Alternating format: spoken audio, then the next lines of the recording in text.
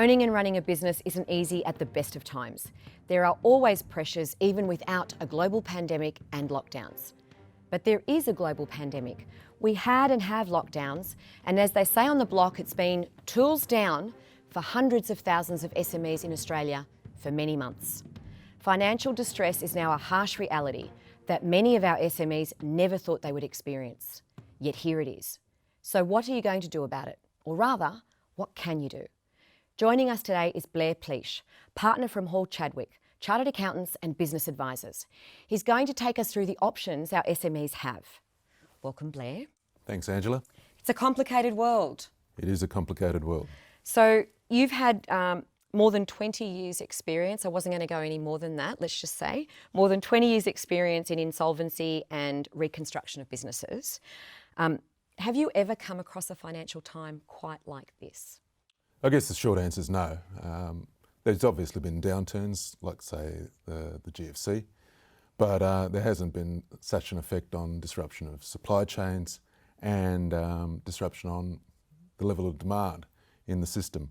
And the other thing there hasn't been a case of is the level of government intervention into the market in terms of the support and relief measures that they've introduced. So is it because other events like the GFC that you said were a little bit, even though it was a global impact, it wasn't as severe in Australia as it was, say, for instance, in America, where they did have interventions and bailouts? It wasn't as severe in Australia, and it was basically limited to the reduction in the property market, and it probably affected developers the most, probably. And we're not too worried about them sometimes, so that's okay.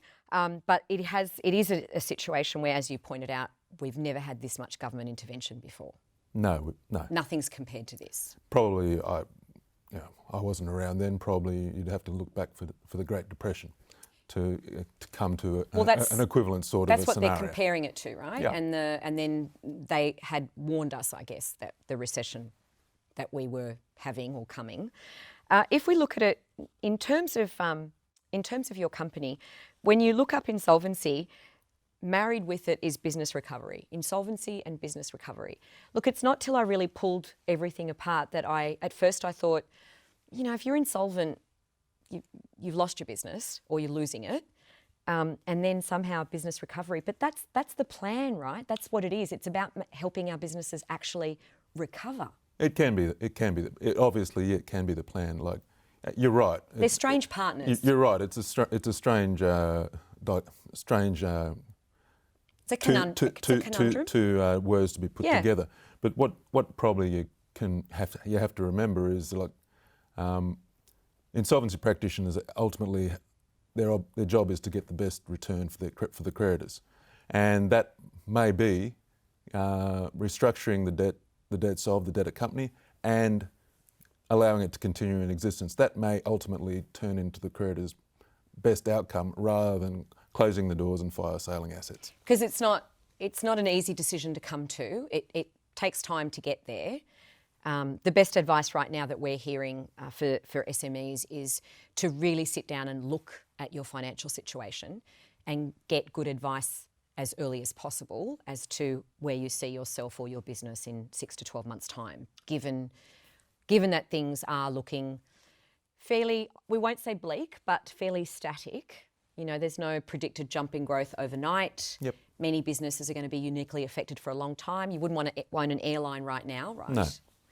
So if we look at the fact that right now, and we'll get back to insolvent trading or off the back of that, let's say, if you are getting Jobkeeper and if you qualify for the next phase of Jobkeeper, you have to be able to prove that you're a minimum of 30% downturn at a comparable quarter. Yep. In order to be eligible for Jobkeeper, from 30% up or down of the loss. Yep. Blair, my experience of business, and I've only been in business 30 odd years, but if you're down 30%, you are insolvent. You're bleeding. You're losing money, and Jobkeeper's not going to stop that from happening. Well, it's a little bit more nuanced than that in the sense of how our insolvent trading laws work. Our insolvent trading laws basically say, in the normal run of events, as opposed to the current system, our insolvent trading laws say you've got to have sufficient available assets, sufficient resources to your company to pay your debts as and when they fall due. Now, it's all a question. It's probably, to your point, it's all a question of the reserves that you entered into the COVID period. Yes. And there's been a lot of question around that there was already some vulnerability. Yeah, the businesses that are more likely to have been trading at some level of insolvent trading through this period are likely to be the businesses that already had some degree of distress before the advent of COVID, and also those businesses that have probably depleted the reserves that they entered into the period that they had. So that's probably where it lies, as opposed to saying, you know, all businesses who are taking Jobkeeper are insolvent. Right, and insolvent being the definition of not being able to fulfill your debts when and if they come due. Correct. Right, if you coin that phrase properly, Yep. right. So, but isn't it? Are we just trying to keep away the inevitable of, you know, is Jobkeeper just really keeping businesses afloat that shouldn't be afloat? There is a... That's part of the question that they need to address, right? You know, they're taking Jobkeeper, but are they crossing their fingers and toes and, in fact... I guess the thing about it is like there's been clear signals from the government that Jobkeeper and all the other COVID-related measures are not going to last forever, particularly and together with the budgetary measures they've introduced.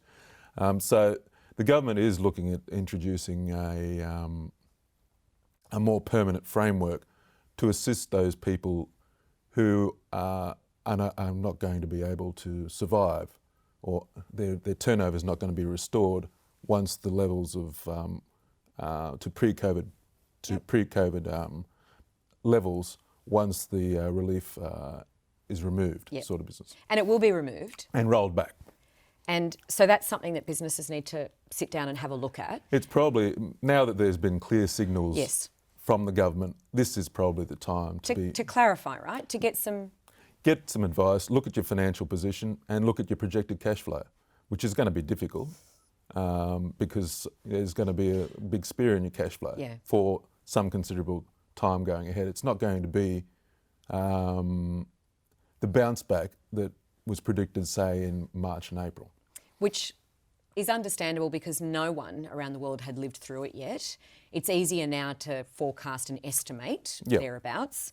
And everyone hoping that there's not going to be a third wave of some kind. Well, there's that too. That's the other issue. Of course, what happened in Victoria has had an impact across the recovery across Australia.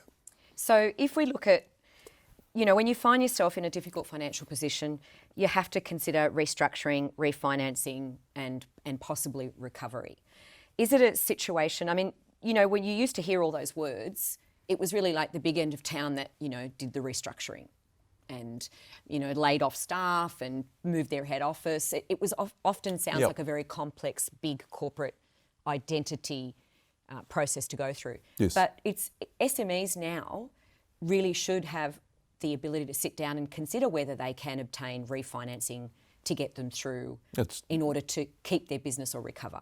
That's correct. And like the... that's an option now. It is. It's an option, and like there are alternate financiers out there.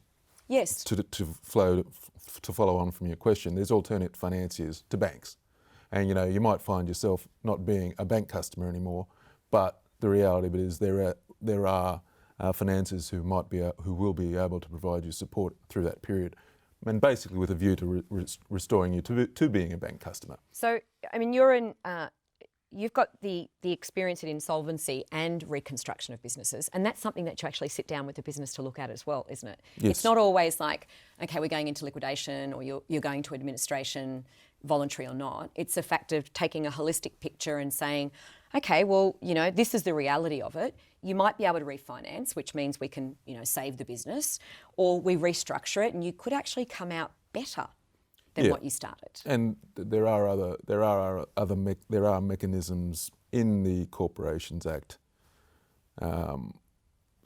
which is the pure so-called safe harbour, which you don't need to go through a formal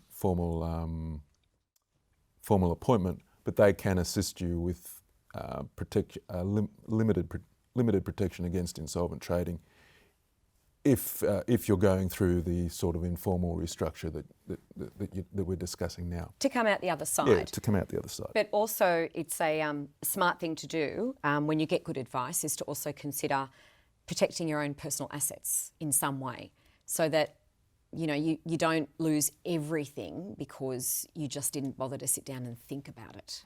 Well, that's the thing. Like the black hole of keep putting in good money after bad. That's right. The thing about it is a lot of directors are compelled to keep on going because either the house is on the line or there's a series of personal guarantees that they've provided to suppliers, supporting they're the emotionally company. attached. Or they're emotionally attached, yes. Because that's the killer, right? That's the one that you probably shouldn't get too attached. Don't let that get away in the business.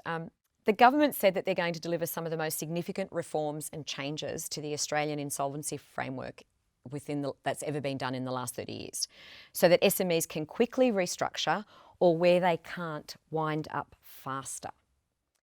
That's the new legislation that we're expecting to come through in January. Yep. And that's where the businesses and SMEs really, I think, have to provide a little bit of focus, is that either they have the ability to restructure and there's some mechanism there in the new legislation to provide them some protection against insolvent trading, etc., as you mentioned, the prohibition, or the safe harbour, whichever part works for them better. But also, if they can't be saved, the mechanism is like enabling them to wind up faster and with less costs, which is also going to be a big help. Are you looking forward to these changes? Although you have cautioned me that those changes aren't necessarily going to work for everyone. Well, I guess there's two limbs to the changes. The one is the restructuring, the small business restructuring. Now, a business has to have $1 million or less than $1 million worth of liabilities. That's one of the criteria? That's one of the criteria. They have to be insolvent or likely to become insolvent as well. They have to, and it's looking like there'll be regulations, not that we've seen in the draft legislation to date, but it's looking like they will need to have their employee entitlements that are due and payable paid and their tax lodgements up to date to actually qualify. That's two hands that feed at that table, right? The employees, which you need to take care of because we don't want that backlash, and the ATO's always got their hands out. So, and what the idea behind that is to basically have the creditors in the pot, so to speak, of the restructuring as simplified as possible. Okay, and that's what it is. It's giving them the SMEs the ability to wind up faster, cleaner. That's correct. Cut it off if you need to, move on, save what you can and start again. That's right.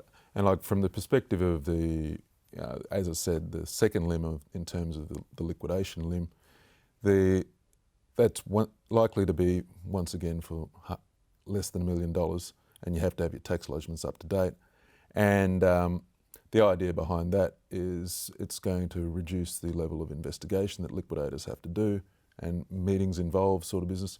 As you say, reduce the cost. And the idea behind that is to get the liquidation done quickly and to get a better return for the company's creditors and suppliers, who, what has often been forgotten in this whole process, are often small businesses themselves. Yep.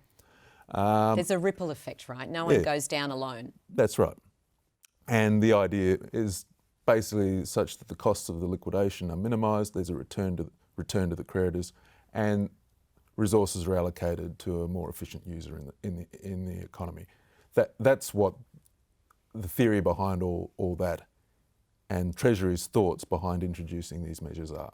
So there really is the opportunity here for SMEs to take advantage of some of the leniency here, some of the changes to the reform that are really geared around them, not the big end of town. That's correct. Which is, why we're seeing such an emphasis on the first bit of major reform to the insolvency framework, which is, it's custom making something for SMEs, if you will. It is. But the extraordinary opportunity that SMEs have right now, especially if they were vulnerable pre-COVID, and the problem is just getting greater now. That's right. It's an opportunity to wipe the slate clean, to start again. Essentially it is, and like the other major distinction with respect to the restructuring, it's modelled largely on voluntary administration, But where it can be distinguished from voluntary administration, which isn't, or it's an existing method of restructure, where it can be distinguished is the directors and the company actually remain in possession of the business through the restructuring process.